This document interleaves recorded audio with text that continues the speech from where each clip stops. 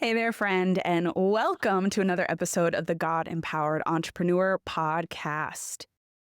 You clicked on this episode to listen to it, and therefore I know you're interested in this topic, but because it's in a lot of the conversations I've been having lately, it's been heavy on my mind lately, and it's normal given the state of the world that we're in today. We're going to dive deep into what that means for you as a creative entrepreneur, as a dreamer, as someone who feels called to something specific that God wants you to walk in. How do we walk in that? How do we sustain our current businesses and scale it? Or how do we finally work up the courage to start our businesses or to start that project when the world is where it's at? And I specifically want to talk in terms of the world shifting. The world has changed a lot. And the change I want to talk about is more so that negative change, the kinds of changes and shifts that cause us to feel fearful, that cause us to worry about the future, that cause us to wonder if we should even move or take leaps of faith or start that thing. Is it even the right time given the state of the world right now? Lots of very valid thoughts. But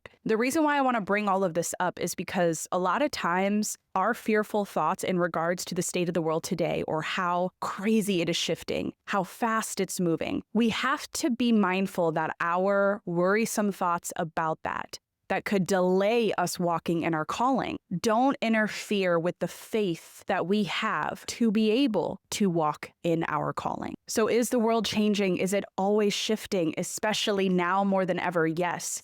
And I mean that in every way. Politics, the state of the economy, work cultures, what people seem to prioritize now than they did before. Even when it comes to trends online, you're probably feeling overwhelmed by all the different trends and shifts and new social platforms and algorithm changes that honestly can make us feel like we're about to go crazy. It can make us hesitate in being consistent and showing up online, or just in general being consistent in doing what God is calling us to do, because the world gets so overwhelming.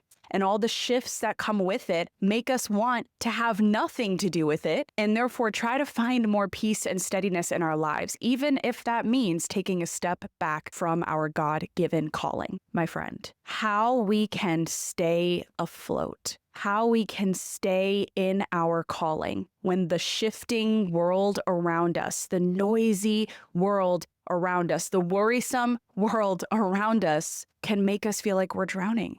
How do we stay afloat?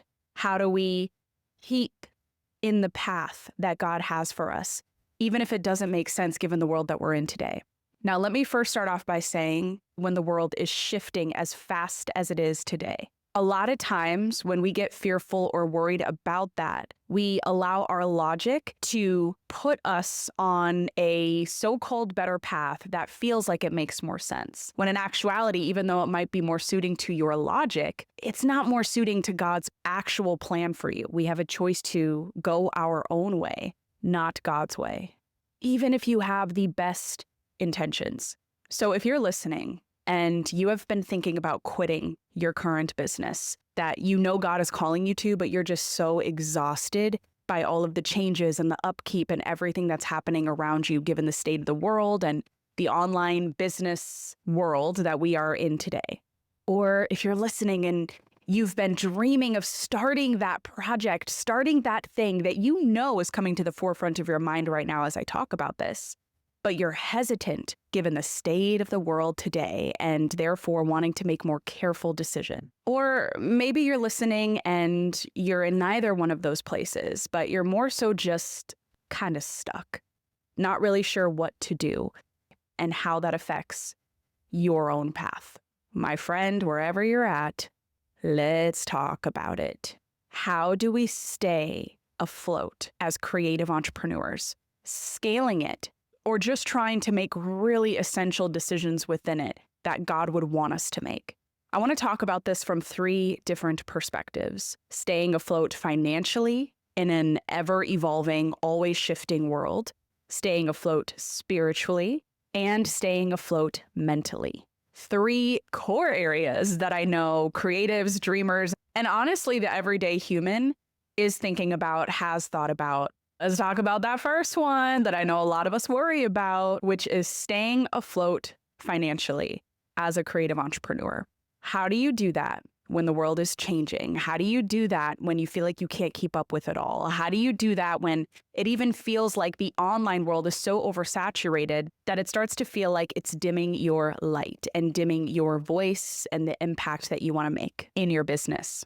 The fear or the worry of staying afloat financially can actually cause a lot of businesses to shut down, to completely make this huge pivot. And for good reason, because finances are a factor when it comes to building a business. And yes, we want to be wise when it comes to making certain choices to go about that. But we should only be making that choice to shut down a business or an idea or to make a huge pivot in it if God calls us to do that. And if he's not, if he's asking you, if he's wanting you to stay on the path that you're already currently on, if you just hold his hand, if you just sustain it, if you just keep going despite everything that's happening around you, if you just keep your eyes laser focused on him to the point where you have straight up tunnel vision, but you are concerned about your finances, what I say to that is stay in alignment with God by being willing to meet the people he's calling you to serve where they are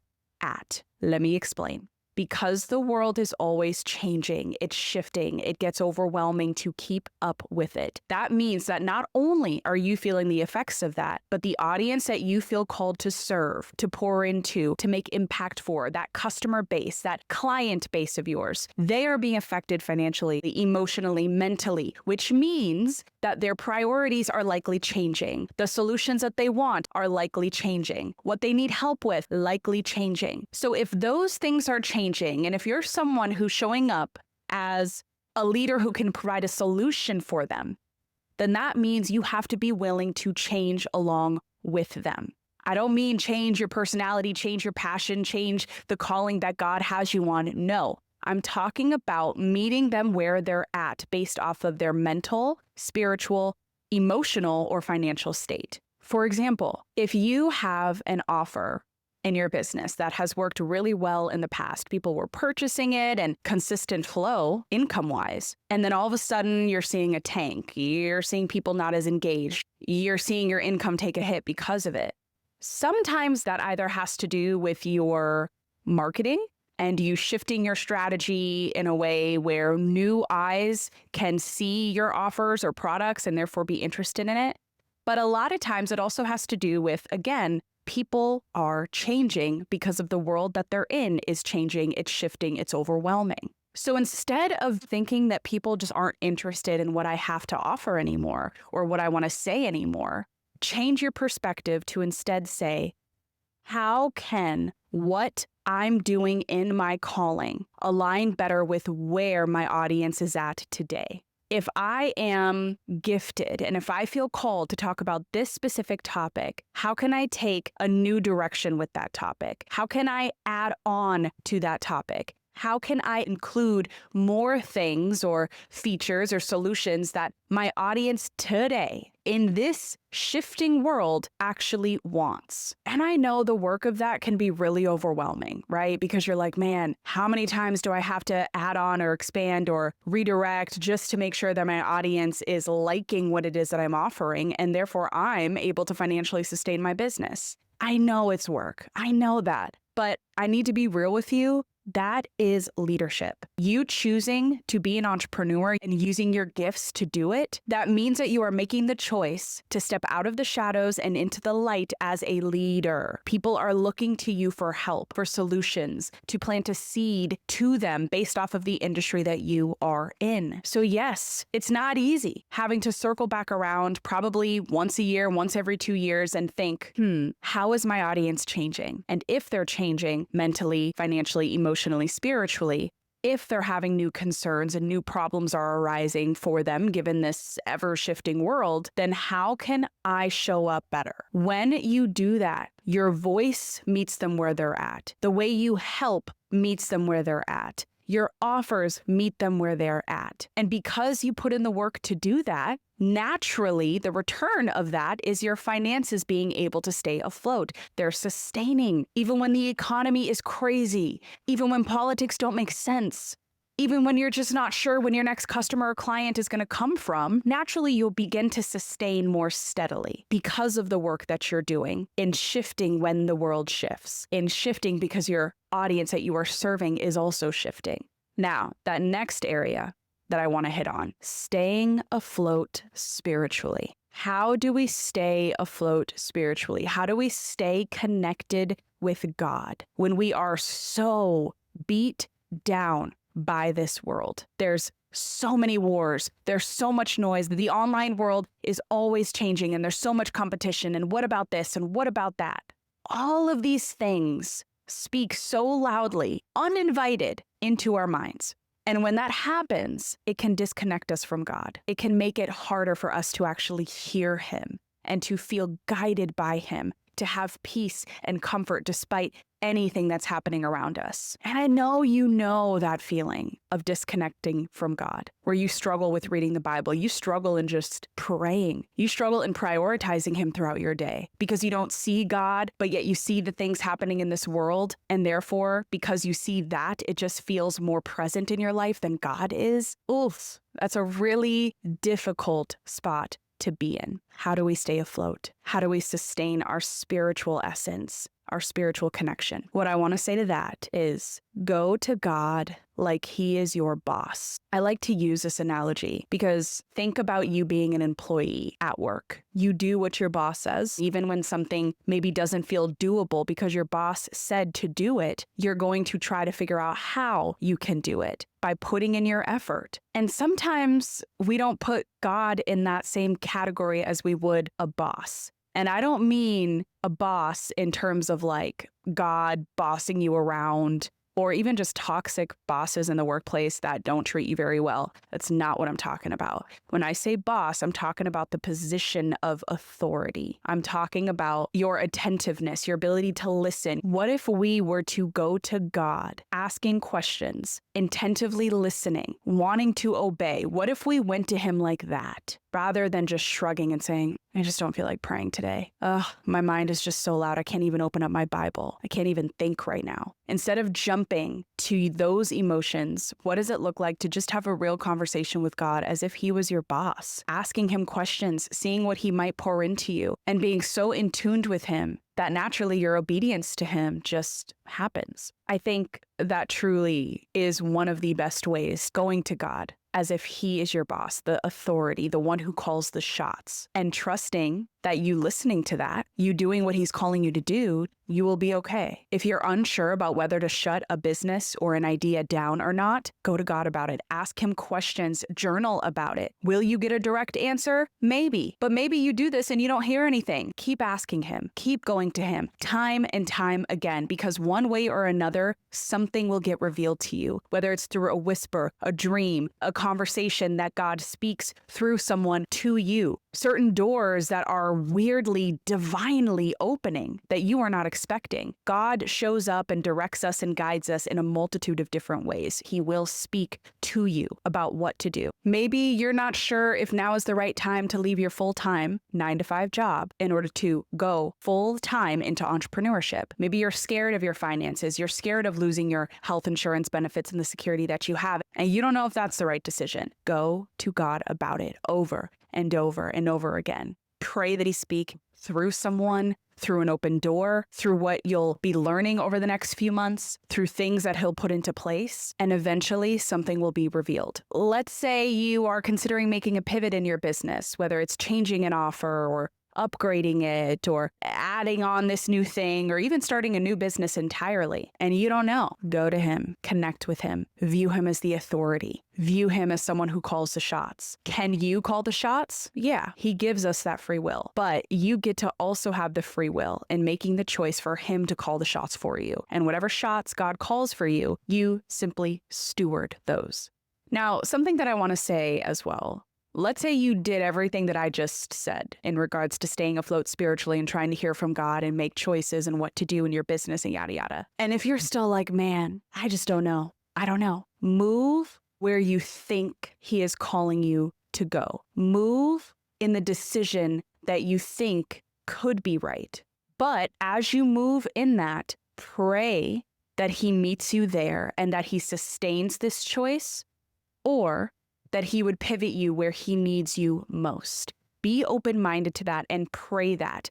All right, God, I don't know what I'm doing. I don't know if this is the right choice, but I am going to take this leap of faith and I'm going to try. And Lord, if this is what you want for me, please meet me here. Please open doors. Please make it clear. Please shine a lamp to my feet so that I know the steps that I'm supposed to be taking day by day. But God, if this is not it, I want your will for my life. So pivot me where you see fit. Put people in my life to shift me if I need to be shifted. I trust you. I trust you. I trust you. That is the stance that I'm talking about. I've done that before. I've made choices praying that, and God has sustained certain paths. And I've also made choices praying that, and he hasn't sustained the path that I thought, and more so redirected me towards where he's always wanted for me to be. And sometimes he allows those things to happen so that we can learn, so that we can grow, so that we come across something along that path that maybe was needed to help shape us into the future us that he wants us to be. God just works very mysteriously and beautifully like that. All right, now let's talk about staying afloat mentally. This one, for me personally, is the hardest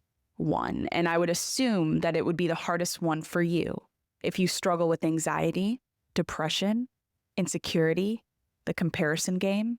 And I don't just mean struggling with it in a mediocre or an average way. I mean that it is loud. I mean that you struggle with it so bad that it tanks your ability to ever be mentally consistent, to the point where it ruins your mood. It can ruin your day. It can affect the choices that you make. If you relate to that, let me just start off by saying you're not alone. I know it's hard. It is so hard to work beyond your mind, to see beyond the very loud mental chaos. And I'm talking about this specifically because when the world shifts and when we're seeing wars break out, we're seeing a political mess, we're seeing the economic system break, we're seeing violence, we are seeing online trends constantly changing more and more. We are seeing more competition. All of that can add to the mental chaos. So how do we stay afloat mentally as creative entrepreneurs, as dreamers, as those who want to say yes to God's calling for our lives? How do we stay afloat mentally? Stay in alignment with other priorities that have nothing to do with your work. Stepping into your calling is work. It takes effort. And when you're naturally an ambitious person and you just want to make that thing happen, a lot of times that's going to come first in your life, oftentimes unintentionally, over your husband, over your wife, over your kids, over your relationship with God, over your responsibilities in the household, over everything. It becomes the number one priority. But if you want to stay afloat mentally as the dreamer that you are, it shouldn't take first place as priority. When it does, the world around you, those shifts, even the online space can make your mental chaos that much more loud because you're leading with the success and you're wanting to figure out how and what about this and how do I do this and oh my goodness, how do I stay afloat here, yada, yada, yada. It's all of these hows and whys and confusion that you're dealing with. And even though, yes, stepping into your calling does take this consistency in figuring things out step by step, when that becomes the priority, we can be really anxious about those steps and taking those steps in the world that we're in today. But if we move our priorities around and remember daily that God comes first, family should be second, and then your calling third. When we do that, our mind starts to focus on things that matter more. When we're focusing on God more because of his divinity, because of his righteousness, his holiness, it will naturally quiet the mental chaos. If we prioritize family and people, we're remembering the beauty of fellowship. We're remembering the present moments with our loved ones. We're remembering that walking in our calling and in our businesses and projects, that's great. We're passionate about that.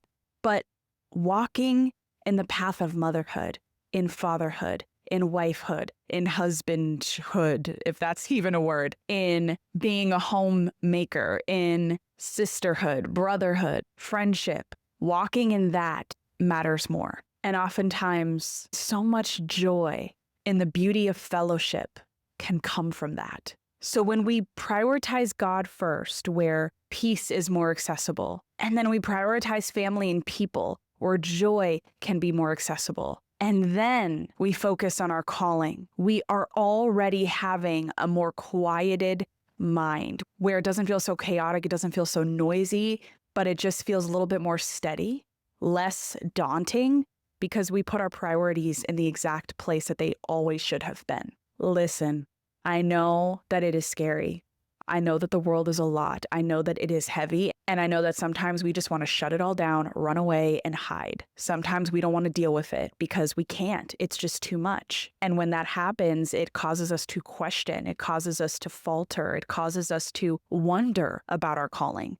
Are we on the right path? Should we make a pivot? Should we even start this? Should we even scale this? What decision am I supposed to make in a world that is so messy, politically, economically, people-wise, online world-wise, and everything in between? Just remember, if God has called you to that specific path, then trust in Him to sustain that path despite the world around you. He is what matters. He is the focus. And even when things don't make sense, when you're just not sure, when things are confusing, keep your eyes on Him. The Bible tells us in the book of Matthew, seek first the kingdom of God. Seek first. No matter the world around you, no matter the noise, no matter the chaos, no matter the overwhelm, no matter the confusion, no matter the questions, seek first the kingdom of God. And when you do that, everything else will be given to you. You will be taken care of. You will be okay. Clarity will come. Steps will be given. Financially, mentally, spiritually, God has